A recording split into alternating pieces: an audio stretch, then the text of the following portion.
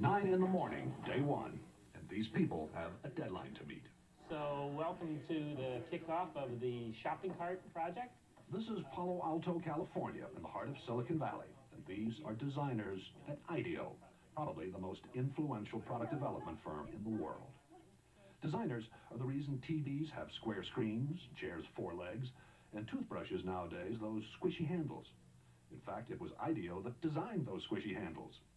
IDEO has designed everything from high-tech medical equipment to the 25-foot mechanical whale in the movie Free Willy, and the first computer mouse for Apple. Smith ski goggles, Nike sunglasses, NEC computer screens. Hundreds of products we take for granted. This is called the Neat Squeeze toothpaste tube, which you invented that. The man who runs IDEO is Dave Kelly, a Stanford engineering professor with a Groucho Marx mustache, a dad of genius, and an approach to innovation that usually works. Well, thank you, Fred. But not always. I can show you some products that failed.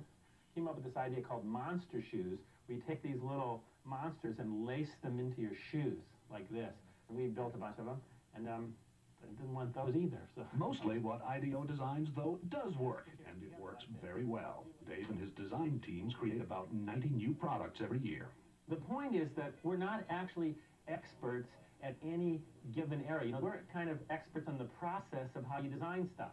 So we don't care if you give us a toothbrush, a toothpaste tube, a tractor, a space shuttle, you know, a chair. It's all the same to us. We want to figure out how to innovate by using our process, applying it. And so for the next 5 days, the team will apply that process to bringing the supermarket shopping cart into the 21st century. I think first we should maybe all acknowledge that it's kind of insane to do an entire project in a week. Project leader is Peter Skillman, a 35-year-old Stanford engineer. Project leader because he's good with groups, not because of seniority. He's only been at IDEO for 6 years. The rest of the team is eclectic, but that's typical here. Whitney Mortimer, Harvard MBA. Peter Coughlin, linguist. Tom Kelly, Dave's brother, marketing expert. Jane Fulton-Suri, psychologist. Alex Kazaks, 26, a biology major, who's turned down medical school 3 times because he's having too much fun at IDEO. He's climbing up and doing this. Kids don't do that. No. Safety emerges early as an important issue.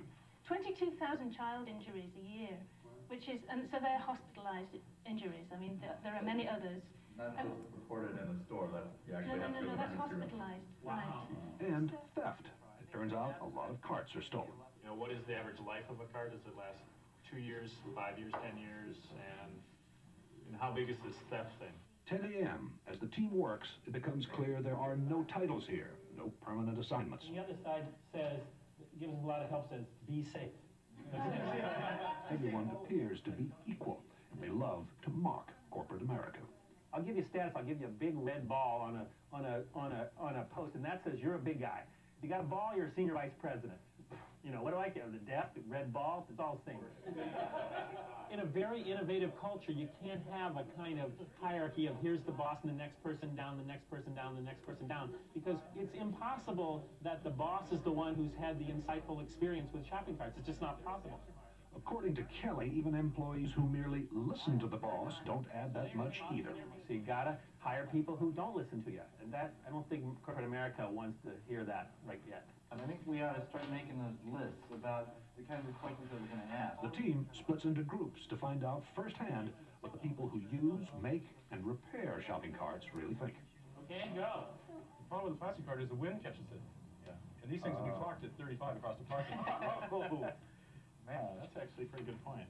The trick is to find these real experts, and so that you can learn much more quickly than you could by just kind of doing it the normal way and trying to learn about it yourself. From everything I read, these things aren't that safe either, you know? So probably the seat itself is going to have to be redesigned. What you're seeing here is the kind of social science, like anthropologists, you know, like you go and study tribes. What is it that they do that we can learn from that will help us design a better cart? One of the interesting things for me is looking at how people really don't like to let go of the cart, except for the professional shopper, whose strategy is to leave the cart at various places. In corporate America, many bosses measure whether their people are, the good people or the people who are performing are the ones that they see at their desk all the time. That couldn't be further from the truth. The people who are really getting the information are out here talking to the buzzes of the world, going to meet other experts, much more useful than sitting at your desk. 3:30 in the afternoon, and the group is back at IDEO. There is no let-up. Each team is going to demonstrate and communicate and share everything that they've learned today. People went off in the four corners of the earth and are coming back with the golden keys to the innovation. A shopping cart has been clocked at 35 miles an hour traveling through a parking lot in the wind. We were in the store, 2 hours, and it was truly frightening just to see the kind of stuff going on. You got to designate some people to make damn sure that the store owner's point of view is represented. After 9 straight hours, the team is tired. They call it a day. So, Very cool. well, that's great. Thanks a lot. We had a great time today.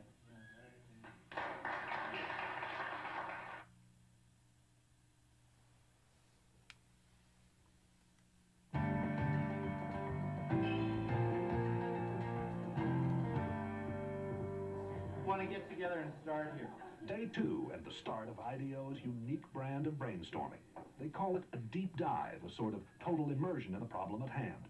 It's the secret to IDEO's success, designing products for clients as diverse as Nike, Apple, and Procter & Gamble. IDEO's mantra for innovation is written everywhere.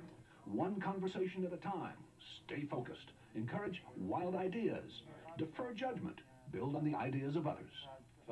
That's the hardest thing for people to do, is to restrain themselves from criticizing an idea. So if anybody starts to nail an idea, they get the bell. The deep dive begins, and for the next few hours, the ideas pour out and are posted on the walls. Oh, the blind, the privacy blind. Like when you're buying 6 cases of condoms, no one sees. Nesting is, it sort of has to nest. If it doesn't nest, we don't have a solution. Velcro pants and Velcro seats for the kids, and you just drop them down on there. Like Velcro seats? Velcro pants for kids? Yeah, see, you have to have some wild ideas, and then you build on those wild ideas and end up being better ideas than if you said, if everybody only came up with same things, kind of appropriate things, you'd never have any points to take off to build a really innovative idea. So you really encourage that kind of craziness, because sometimes it leads to the right thing.